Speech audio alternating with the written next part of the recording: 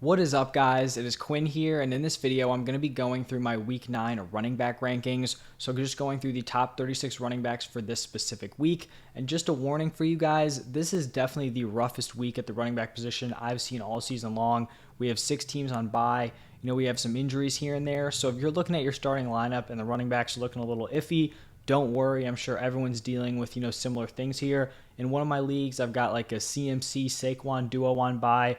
I'm throwing out a lineup with like Rashad White and I think Isaiah Pacheco as the starting running backs. So if you're feeling bad about, your starting RBs, I wouldn't sweat it. It is rough this week. So after the top 24, it is going to be slim pickings, but we will get to that in just a little bit. While you guys are watching, if you enjoy the content, hit that like button, subscribe to the channel. If you guys have any fantasy questions, you can drop those down below. Before I jump into the video, I do just want to talk to you guys about Underdog Fantasy Football. If you guys are interested in signing up for Underdog, you can use code Quinn. There's going to be a link down below in the description, but they will double your first deposit up to $100. So, maybe you want to try out the platform, you throw 10 in there, they will give you 10, you'll have $20 in your account. You can do these cool weekly drafts. They also have player props for, all the games throughout the week. So for the Thursday night football games, they have props up. Same for Sunday. I was looking at the player props for the Thursday night game, and one that I was actually eyeing up here was Miles Sanders, the over-under 7.5 receiving yards.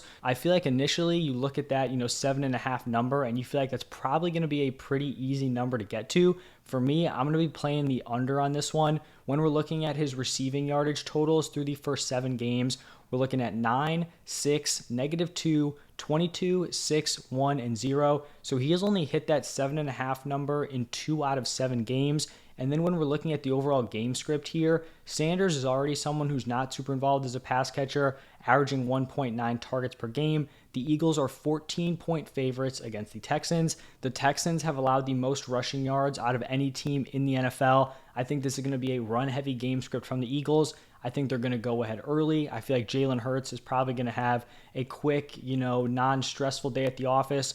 Probably not going to be a high volume passing attack game. So I do like the under on that Miles Sanders number. If you want to go the other way, you can do that on Underdog. So the link is going to be down below in the description. But let's jump into the rankings. And, we do still have some stud running backs here. We are missing guys like Christian McCaffrey, Saquon Barkley, but we're still going to be rolling with Austin Eckler here at number 1. Has just been dominant and now might be playing in a game script without Keenan Allen and Mike Williams. And I mean, the dude could really, pull up with 15 to 20 targets if that is the case. Number 2, we have Derrick Henry. He has been on fire after a slightly slow start to the season. Just been, putting on dominant performances over and over and over again. At 3, I have Josh Jacobs. I'm not fading away from Josh Jacobs after a rough game. He has a fantastic matchup against the Jaguars. And then in that same matchup, I have Travis Etienne here at number 4. I think this could honestly be a running back showcase on both sides. For Etienne, we saw him play in his first game without James Robinson. He had a just massive workload. 24 carries, 156 rushing yards, scored a touchdown, also was targeted 3 times, caught all 3 of them for 6 yards. So he even has room to grow in that receiving production. I feel like we're going to see better days ahead with him as a pass catcher. And then he has a great matchup against the Raiders, who are giving up the 3rd most points per game to the running back position for fantasy. So I think both Jacobs and Etienne are in fantastic spots here, and I think both of them could have some massive games. At 5, I have Aaron Jones, and Aaron Jones has actually put together back-to-back strong performances after, being pretty disappointing early on in the season. In week 7, he did it as a pass catcher, 28.6 PPR points, 9 receptions, 53 receiving yards, 2 receiving touchdowns. Then in week 8, he flips the script, does it on the ground, 19.7 points, 20 carries for 143 rushing yards.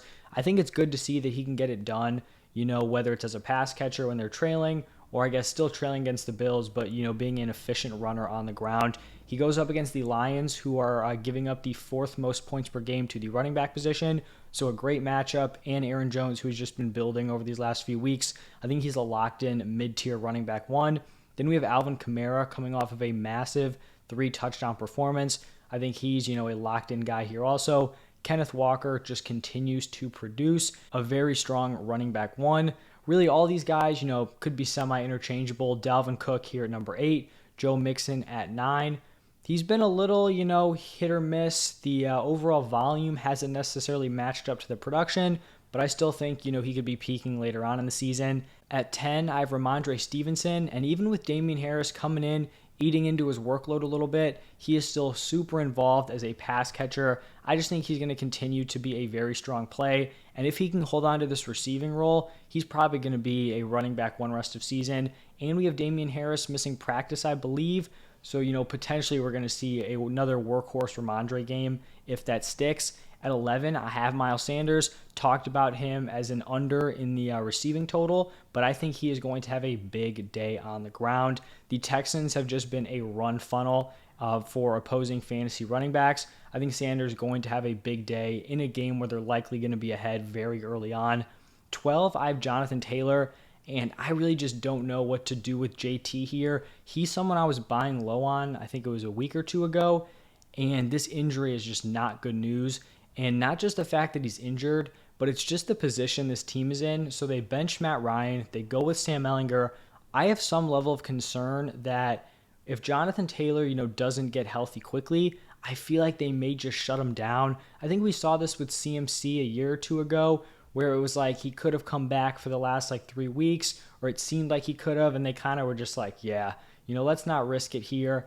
I'm worried the same thing would happen here with Jonathan Taylor. Not saying it's going to happen. Maybe he plays in this game, balls out, and then we all forget about it. But, definitely some risk here going on with JT moving forward. Now, moving over to the RB2s, I have Dameon Pierce here at 13.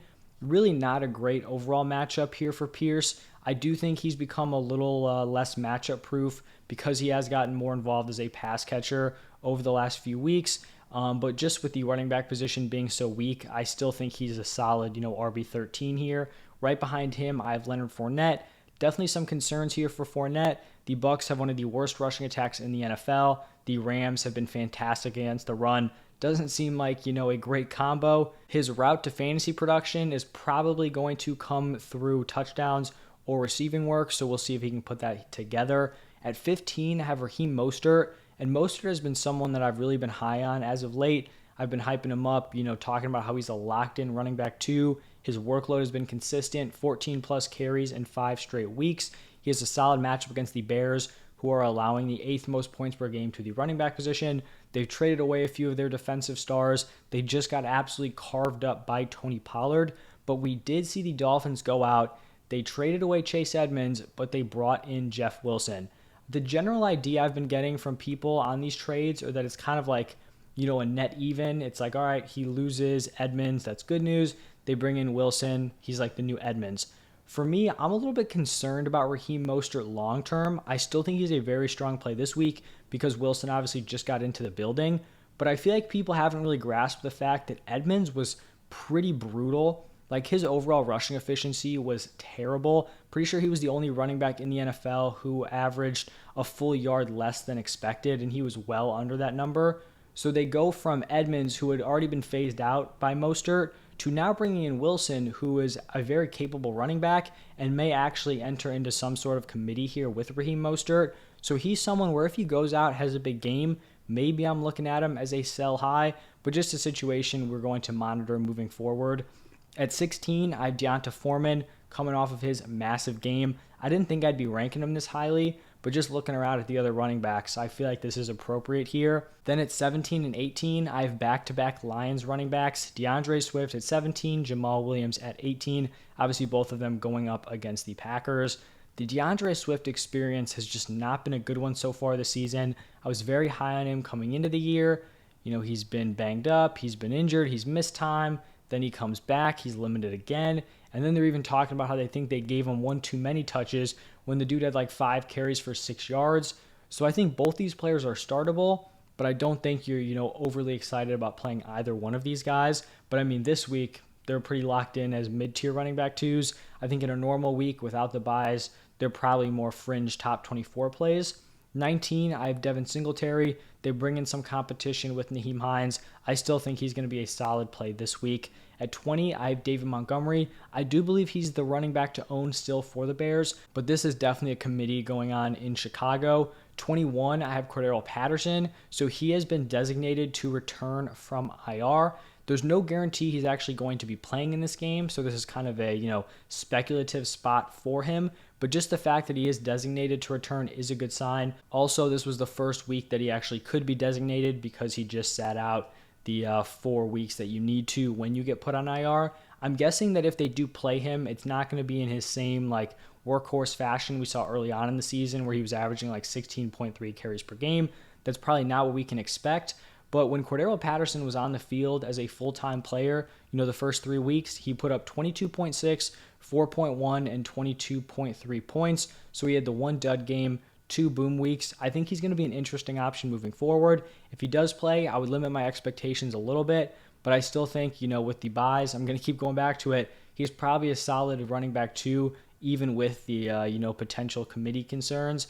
22, I have Khalil Herbert. Talked about him a little bit with David Montgomery. He's going to have a decent workload on the ground. He doesn't really give you any receiving upside, so you're kind of just going to be banking on a touchdown there with Herbert. 23, I have Antonio Gibson. He's consistently been involved as a pass catcher over the last few weeks. I think he is the running back to play for the Commanders. Now, do I love him in my lineup? Probably not. But this week, I think he's going to have to be a suitable play. Then at 24, I have Michael Carter. He's going to be a part of this Jets committee with James Robinson and Ty Johnson. At this point, he's still going to be leading the committee, and they're probably going to be down early on to the Bills. We'll see if that defense can hold up, but they're probably going to be trailing. He could, see himself getting into a lot of receiving work. At 25, I have James Conner. Just like Patterson, this is kind of a speculative ad here. We did actually see him return to practice as a limited participant on Wednesday, so that is a step in the right direction. I imagine that if he is healthy enough to play, it's likely going to be some sort of split with Benjamin. I still personally believe that Conner can be valuable rest of season and may honestly be someone you can buy for very, very low. Obviously, I was in on him coming into the season, so I'm probably going to be higher on him now than most other people because it's not like we've seen him play and do bad. The dude's just been hit with the injury bug all season long, so someone to definitely look out for. 26, I have A.J. Dillon. He has a favorable matchup, but the role he's had has just not been conducive to solid fantasy production. Basically no receiving work. He hasn't had the touchdown upside, so he's going to be a high-end running back 3. At 27, I have Gus Edwards. Obviously, this is going to be assuming that he does play. I imagine if he plays, it's going to be a decent committee here with Kenyon Drake, Justice Hill, but he is still the running back that I would want. At 28, I have Clyde Edwards-Helaire. Another kind of, ambiguous backfield here coming off the bye week. Do we see Pacheco take some more work? What kind of role is CEH going to have? We'll see against the Titans. 29, Benjamin. I talked about it with James Conner. I do think if he comes back, it's probably going to be on a limited basis. So I think, Benjamin would still be semi-involved. At 30, I have Isaiah Pacheco, like I mentioned for CEH. I wouldn't be surprised if he came out and had a big role this week, maybe even larger than the one he had prior to the bye. And then these last few running backs, Chuba Hubbard could be in a committee with Deonta Foreman. Kenyon Drake would get bumped up if Gus Edwards is out. 33, I have Brian Robinson. Just a very low floor, low ceiling play at this point.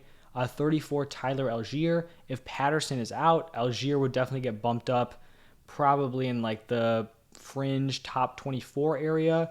35, Rashad White. Really scraping the bottom of the barrel at the position when we're starting handcuffs. And then James Robinson at 36. So hopefully you have some of those guys in the top 30, top 24. If you don't sweat it. It's going to happen to the best of them.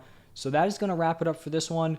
The 36 top running backs for Week 9, even though it is looking a little rough. If you guys are interested in signing up for Underdog, the link is going to be in the description. Thank you guys for stopping by. Check out my wide receiver start sits. Those are going to be up today also. Thank you guys again, and I will see you in the next one.